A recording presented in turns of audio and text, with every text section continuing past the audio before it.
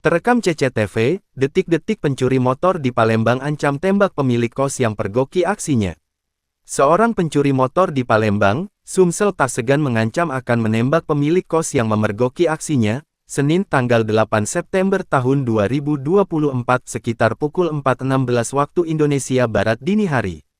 Berhasil membuat pemilik kos ketakutan, pencuri motor itu berhasil membawa kabur targetnya. Tepatnya aksi pencurian itu terjadi di sebuah kos-kosan Jalan Kopral Umar Said, Kecamatan Ilir Timur I dan aksi pelaku terekam CCTV. Motor yang dicuri adalah jenis Honda Revovit BE 2871 AGF milik mahasiswa semester akhir, salah satu penghuni kos-kosan.